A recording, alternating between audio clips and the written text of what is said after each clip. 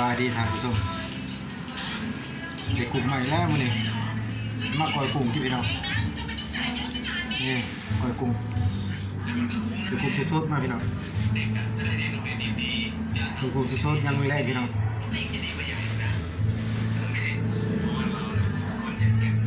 เรียนพักพี่น้องมีคิดพักใบมะกอกไม่กอก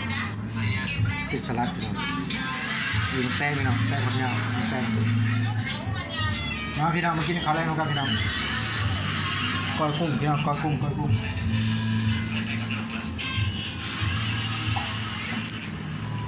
งนุ่งกันเลยพี่น้อง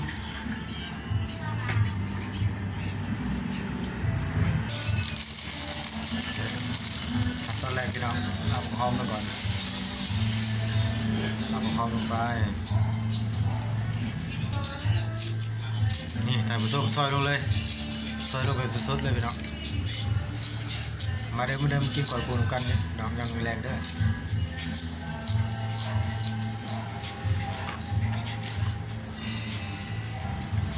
มากินก่อยกุ้งยังมีแรงพี่น้องกุ้งเต้นพี่น้องกุ้งเต้นเลย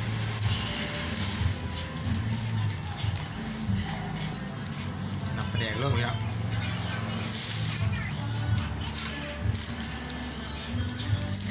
ข้าวขัวเอาลงร้านเลยพี่น้องข้าวขัวเอาไปตำเองพี่น้องซื้อมานี่เป็นผงชูรสพี่น้องใส่ลายแสบลายใส่หน่อยน้อยคือว่าอะไรพี่น้องคือเพิ่นว่าเลยเนาะตามมาด้วยพริกผง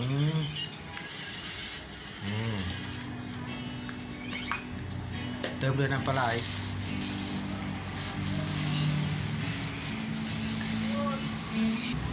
มะนาวลงไปน่าจะมีมะกอกด้วยพี่น้องเนาะมีมะกอกนี่แสบคนให้เขากันพี่น้อง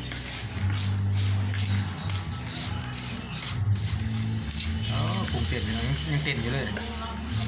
โอ้ยเต้นเอาเลยฮะทำตัวจับเข้ามาใส่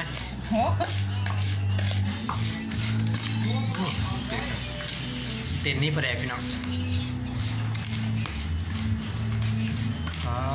แซ่บชิมไปก่อน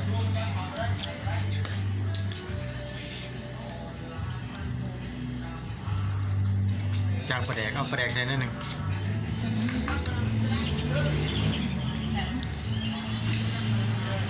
ปลาแดกมันน้อยไปพี่น้องเติมปลาแดกอีกน้อยหนึ่ง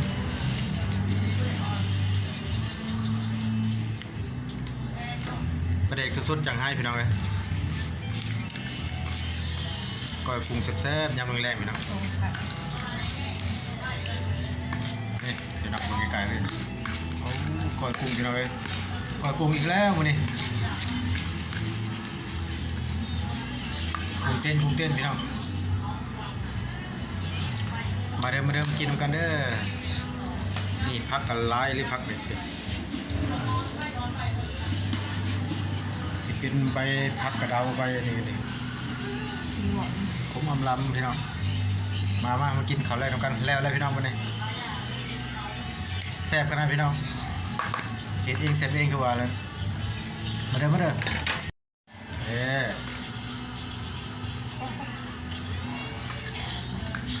ียบร้อยพี่น้อง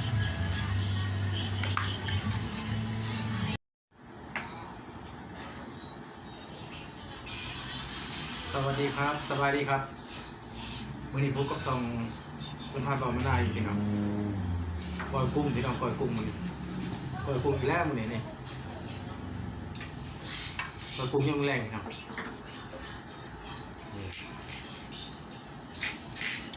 กุ้งเต้นพี่น้องมาเด้อกินข้าวแรงกันเนาะกินก้อยกุ้งมาด้วยครับที่เขาแรกลงไปครับ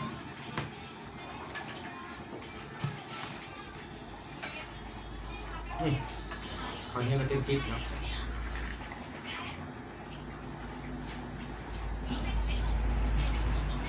เป็นหมูแดงเนาะมีสลัดมี ใบมะกอกใบมะกอกนี่ต้นหอมนี่เนาะ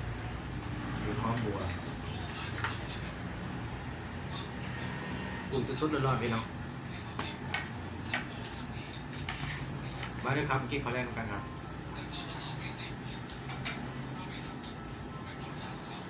ปล่อยกุ้งพี่น้องปล่อยกุ้งเต้น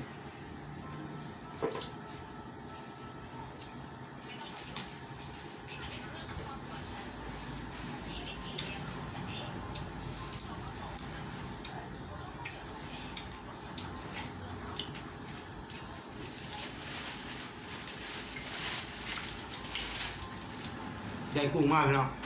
ก็ใช้ตุ่มมากงานใช้ตุ่มกุ้งพี่น้องมันคือเขาพี่น้องเลยเขานี่ครับ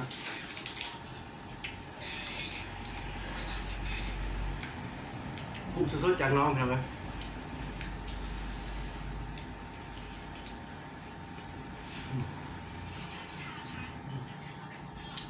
ขึ้นยอดครับ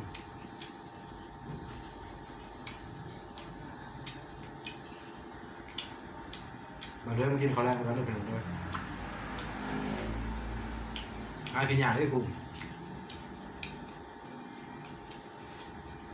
สดๆหนึ่งหากินยากเนาะส่วนใหญ่อยู่ในท้องตลาดมันจิตตายเลยเป็นเลยกุ้งจิตตายเลยเสร็จเขาจะมาขายอันนี้น้ำพันไปใส่ตุ่มป่ะอันนี้มันถือเครื่องเทศใต้เลยครับ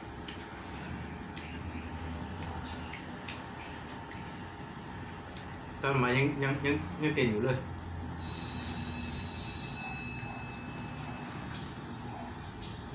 เป็นซื้อเหล้า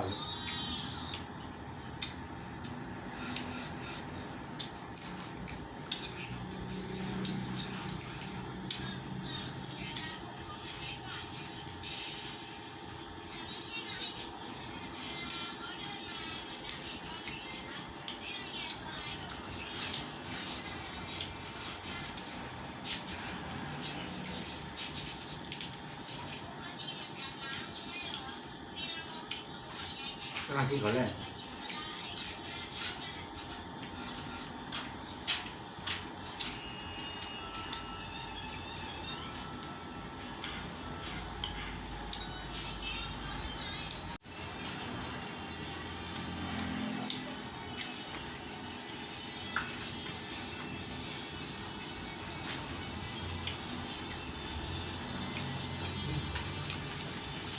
แปลกๆครับ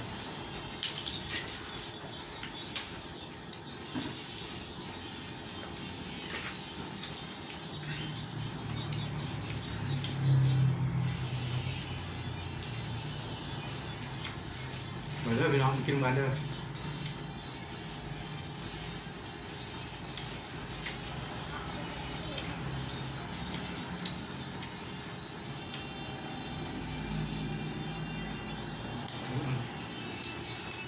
ทำเราลูก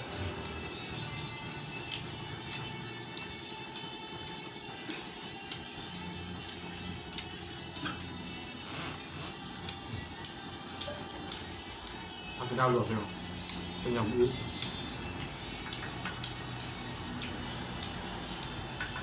เอาคนตัวใหม่นะพักร้ายนิดเดียวนะ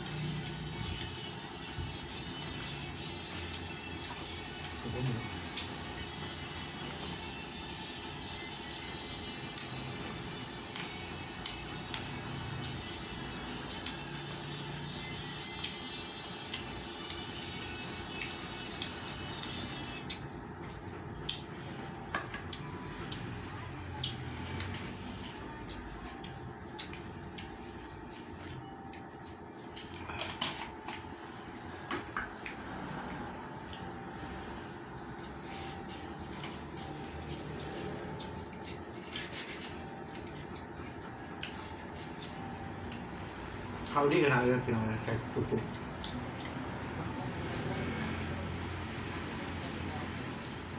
พยายามเจนจาก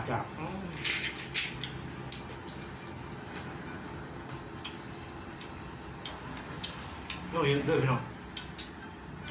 ใช่ถือคือบางพันเห็นว่าเขาเนี่ยพวกนี้ประชานเนี่ยหัวเจอมันใหม่มันที่มันดำเลยหัวคือหัวพี่น้องไอ้โป่งลงมามันเย็นเลยผสมกับปลาแดกเนาะปลาผสมคนเดียวกันมันถั่วแล้วก็ใช้ตุ่มดักตุ่มกุ้งเนาะเขาดีครับน้อง